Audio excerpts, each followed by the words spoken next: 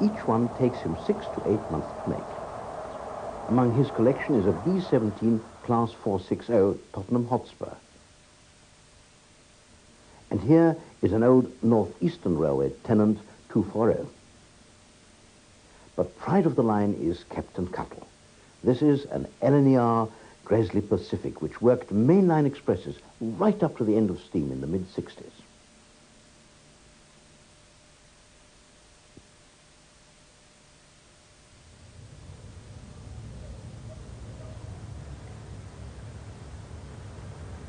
Heading from Westbridge to Bigston and climbing the 1 in 40 gradient past Archway is an ex-Great Northern 080 hauling a mineral train. These locomotives were known by the train crews as Long Toms because, well, they were rather long.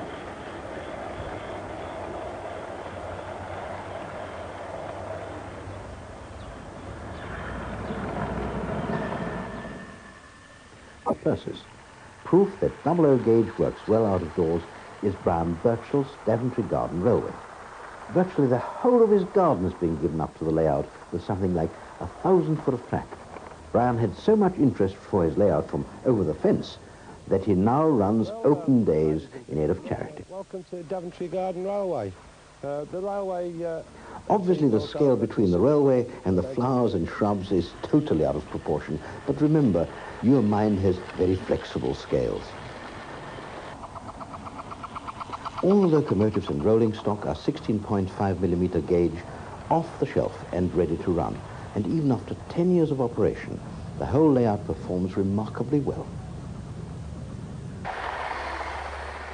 Brian's layout is at ground level. The track base is constructed of concrete sections, and between each section are gaps left to allow for the expansion. The concrete also carries plastic tubing used for cables and drainage. The track itself is laid on a foam rubber underlay and pinned to hardwood strips which have been set in the concrete.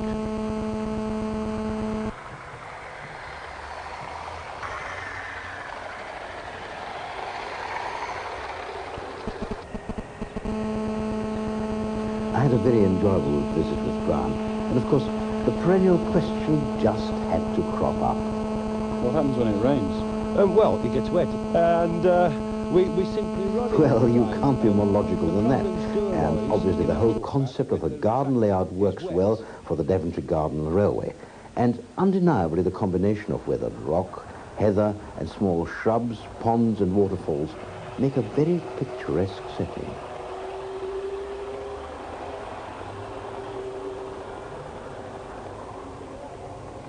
Well, from garden railways to indoor railways, with Tim Watson giving us some of the backgrounds to the Model Railway Club's 2mm scale layout, Chilton Green. It's far too long, so we've got to miss out a bit between the viaduct and the station.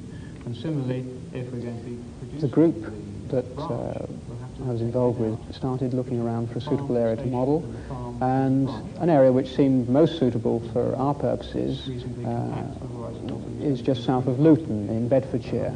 And so this area, Chilton Green, was surveyed. We had a sort of field trip up to the area, took some photographs, and started digging out maps, old Ordnance Survey maps of the area, and researching it as much as possible. The layout itself it was decided that we would try to produce a model which showed the railway running through the countryside rather than the usual scene, which is railway and no countryside, so that it looked as if the whole lot had been engineered through the rolling South Bedfordshire Downs. And so the layout had to be planned carefully with that in mind, bearing in mind also that we didn't have a limitless amount of space and that there would be a need for a lot of compression in certain areas of the layout. However, it is still recognizable as Chilton Green, and you know, a good many people have sort of said, well, you know, I live just down the road from there, or I went through those crossing gates when they were closed against me at some time, or this sort of thing.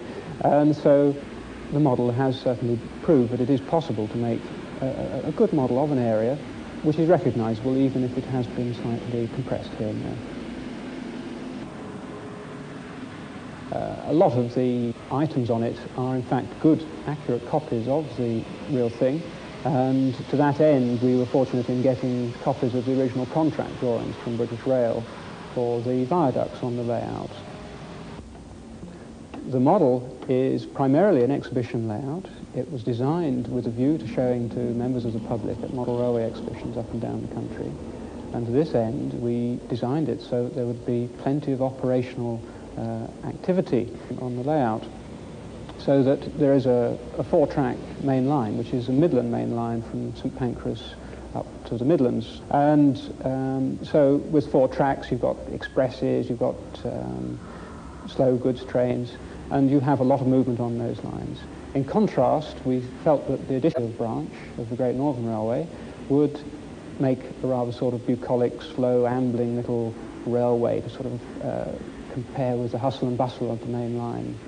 And so the model comprises two aspects which are not often seen in a model railway, which is a heavily engineered, a large main line and a rather small little branch line.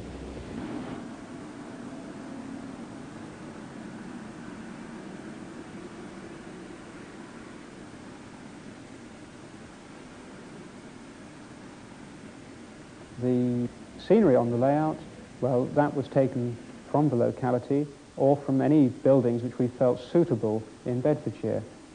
We'll have to have a little look at the buildings, and the photograph there, you can see the mainline station and the cottages. Now the cottages there have got to be taken out because I think we're not going to have room for them, and we'll have to take out a bit of land between the mainline station and the farm here. I come from a farming family, and so that is something which really does interest me a lot, getting the atmosphere of a farmyard and the neighbouring outbuildings and so on. And so I try to sort of bring in as much as I can remember and as much as I know of farming into the models of the farm and the fields and so on. The exhibition scene provides many model makers with the incentive to provide really interesting layouts. So let's now look at Barry Norman's Windlesham Cove and Mike Hayward's Chisell Bay.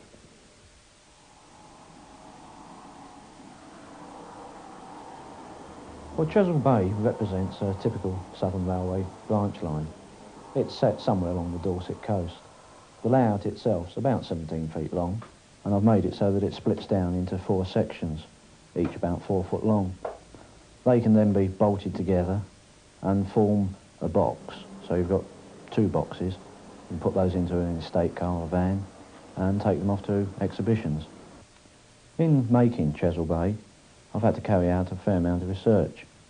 I found that the London South Western Railway had at one time intended producing a line going on from Dorchester across to Exeter along the south coast, and I've based the layout as what might have been the branch line off that particular line. The buildings on the layout are from the sort of Southampton area, and so that they're all of a similar style. At the left-hand end of the layout there's the station building. That's based on Totton Station, and then next to it is the parcels office, which is based on Moreton Station. In the background there's the engine shed, and as you go further along the line you can see that you've got the bay platform, the main platform of the loop, and then the line from the goods yard joins and goes past the signal box, which is based on Forley, and then there's a signal gantry by the side of the signal box, which will control the movements of the trains into the station. So that's really the basis of the layout. The control panel has been designed so that the whole layout can be operated from one place. It's also been made so that it can be operated from either side, either from behind the scenery, as it would be at exhibitions, or from in front when I'm running it at home. The points and the uncouplers and the signals are all controlled from it. There's simple push buttons, so the operation of the push buttons will move the points, will work the uncouplers, or will work the signals. And so from this control panel I control all the trains as they come in, as they run